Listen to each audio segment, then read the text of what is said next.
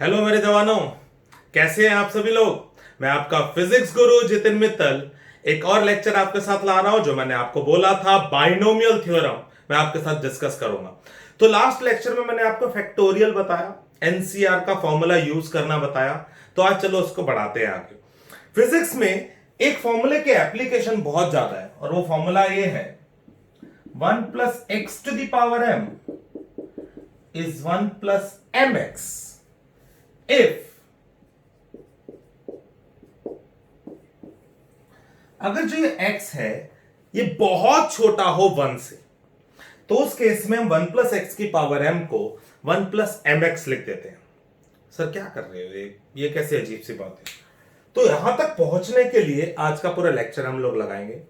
Start करते हैं।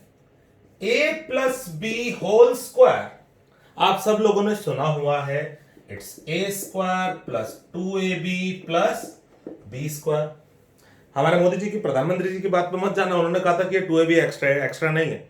ठीक है, अभी पता लगेगा क्यों मैं ऐसा कह रहा हूं। बाइनोमियल थ्योरम देखते देखते पता लग जाएगा।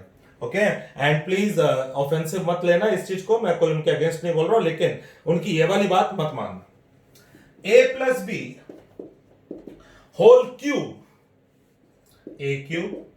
प्लस 3ab² या a²b + 3ab² + b³।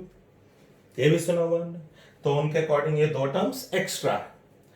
और नाउ सपोज मैं कहूं आपको a+b⁵ है, a+b⁵ 10 है, a+b⁵ 100 है, तो उनको सॉल्व कैसे करें। चलो यार, स्क्वायर का भी पावर 4 भी होगी तो चलो इसको दोबारा स्क्वायर करके निकाल लेंगे।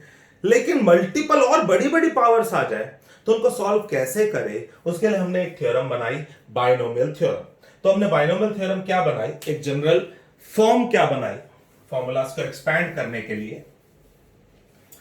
It's like a+b⁴n is nc0 an b0, nc1 an-1 b1, nc2 an-2 b2, and so on ncn a0 bn.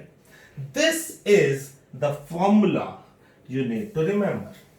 Sir क्या कर रहे हो, इतना लंबा फॉर्मूला हम याद करेंगे क्या। कुछ मुश्किल नहीं है, ध्यान से देखो। a है, b है और n है। इस n को देखो और शुरू हो जाओ। nc0 देखो, यहां पर 0 1 2 से लेकर कहां तक गए हम, n तक। और यहां पर देखो ऊपर n, ये चलता जा रहा है n as it is. n a की पावर देखो n, फिर n-1 n-2 घटते घटते 0। b को देखो, जो यहां पर है वो यहां चल रहा होगा। ओके, सो बहुत ही सिंपल फॉर्मूला है। अभी मैं एक दो एग्जांपल लेके आपको करता हूं इसको सॉल्व। लेट्स से मैं कहता हूं a+b⁵ है सर, सॉल्व करो इसे। चलो करते हैं। 5c0 a5 b0, 5c1 a4 b1, 5c2 a3 b2, 5c3 a4 नहीं, कम हो रहा है a और b3 plus 5c4 a1 b4, 5c5 a0 b5। ये लास्ट वाली टर्म दिखाई दी है, नहीं दिखाई दी, सो इसको कर देता हूं यहां 5c5 a0 b5। Okay, a की पावर्स को मैं घटाता गया और b की पावर्स को बढ़ाता गया। ओके, आप देख रहे हो कि मैं भी ये फॉर्मूला बनाते वक्त पिछले टर्म्स को देख देख के बना रहा हूं। ओके, बिल्कुल वैसे ही चलना है आपको। सो 5c0 1, b की पावर 0 1, तो बचा क्या, a की power 5 plus 5c1 5, a⁴ b। ये 5c1 मैंने पिछली लेक्चर में आपको 3 फॉर्मूलाज बताए, वो तो ये दोनों इस्तेमाल हो गए।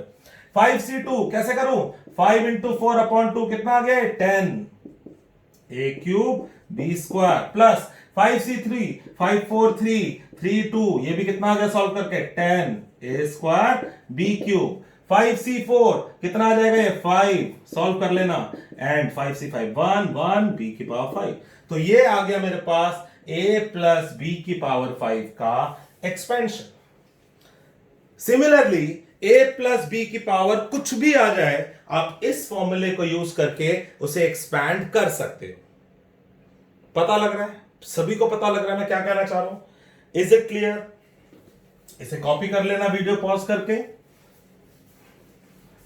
ना। चलो एक काम करते हैं ना, इसी फॉर्मूले से जो हमें बचपन से फॉर्मूला याद है उसको चेक तो कर ले, सही है कि नहीं। चलो a plus B whole square पहले चेक कर लेते हैं।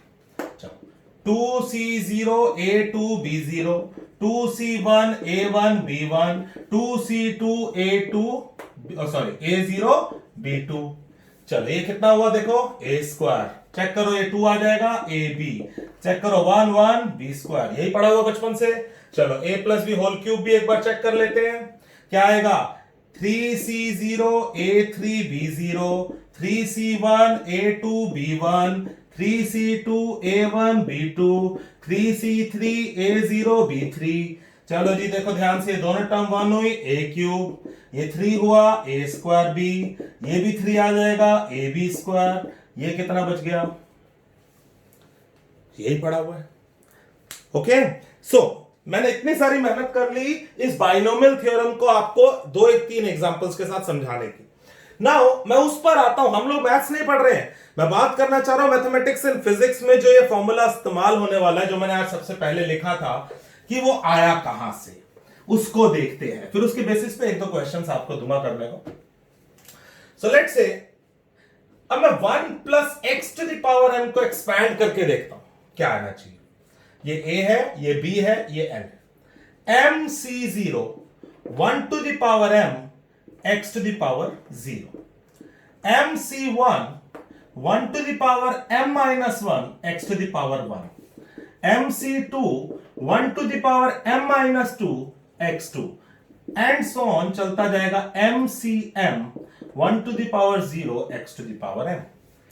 सो अगर मैं इस एक्सपेंशन को देखो 1 को तो छोड़ दो, 1 की पावर कुछ भी मल्टीप्लाई हो रहा है, सब कुछ वही चलेगा, ये 1 यहां सिर्फ देखो पहली टर्म 1 हो गई पूरी, प्लस m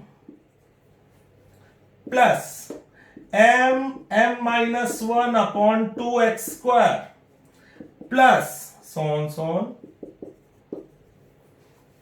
नेक्स्ट टर्म में x क्यूब होगा, फिर x4, इस तरीके से चलेगा। So this is 1 plus X to the power m। Now in physics we say, सोचो अगर ये x जो है वो लेट से x की वैल्यू मैं लेता हूं 0.01, ठीक है, और सपोज ये कुछ है 5, तो ये बनना क्या चाहिए मेरे पास, ये होना चाहिए कि 1 प्लस 0.01 की पावर 5, वैसे लिखूंगा 1 plus 5 into 0.01 plus 5 into 4 upon 2 0.01 का होल स्क्वायर एंड सोन 0.01 की पावर 5। ध्यान से देखो, ये तो समझ आ रहा है बाबू, यहां पर ये 10 की पावर -2 है, इसे स्क्वायर करूंगा 10 की पावर -4 हो जाने वाला है, ये मेरे पास कुछ बन जाना चाहिए 10 इंटू 0.0001। ये बहुत स्मॉल हो गई ये टर्म, नेक्स्ट टर्म को देखूंगा वो और स्मॉल होने वाली है, नेक्स्ट टर्म को देखूंगा जितना, अगर ये x ये स्मॉल है तो इसकी मल्टीपल पावर्स, इसका स्क्वायर, इसका क्यूब, इसका पावर 4, पावर 5, ये सब टर्म्स इतनी स्मॉल हो जाएगी कि इनको ऐड करने पे कोई सिग्निफिकेंट डिफरेंस नहीं पैदा कर रही। So in that case I can write this as approximately.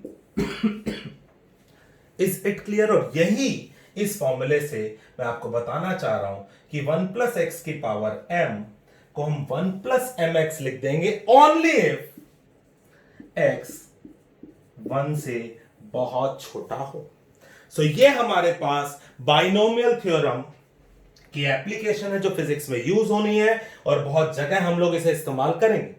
Okay, so I hope कि अब जब भी मैं चैप्टर 1 जो 12th का पढ़ा रहे हैं हम लोग, उसमें भी बात कर रहा हूं, ग्रेविटेशन में भी बात कर रहा हूं। चलो एक एग्जांपल लेते हैं इसका, फिर खत्म करते हैं इस लेक्चर को, एंड मैथमेटिक्स एंड फिजिक्स में हम लोग फिर 1-2 टॉपिक्स और उठा के हमारा मैथमेटिक्स एंड फिजिक्स पूरा कर देंगे। चलो एक एग्जांपल लेते हैं, लेट्स से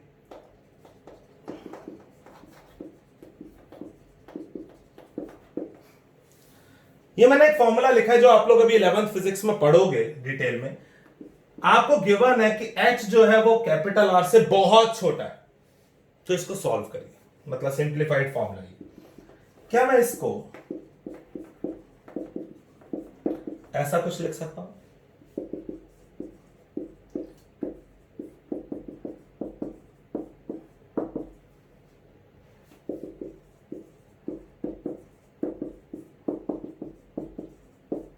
दिख रहा है, समझ आ रहा है क्या कर रहा हूं, या बोलूं? मेरे को नहीं लगता है बोलने की जरूरत है। पता लग रहा है ना, r की पावर -2 हुआ, और ये तो क्या, भेज दो भाड़ में इनको। नाउ सी 1 प्लस समथिंग की पावर समथिंग, 1 प्लस x की power m, and clearly h r से बहुत छोटा है, तो h अपॉन r वैल्यू जो है 1 से बहुत छोटी होगी।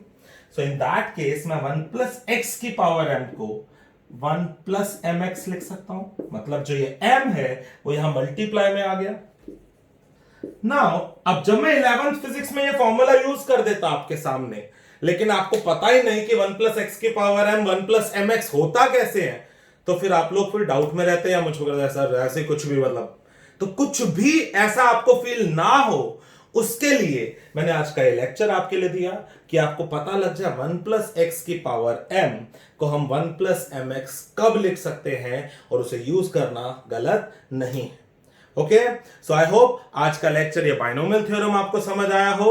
अब हम लोग तैयार है अगले लेक्चर के लिए। अगले लेक्चर मैथमेटिक्स एंड फिजिक्स में हम लोग सीक्वेंसेस पढ़ेंगे, कुछ एपी अरिथमेटिक प्रोग्रेशन पढ़ेंगे, ज्योमेट्रिक प्रोग्रेशन पढ़ेंगे, इनफाइनाइट सम पढ़ेंगे, इन सब चीजों को देखेंगे। Okay, so stay tuned, subscribe करिए अगर आपने अभी तक नहीं करा है, दोस्तों को बोलिए सब्सक्राइब करने के लिए। ओके, फिजिक्स गुरु जितिन मित्तल आपको बाय बाय करता है, लव यू।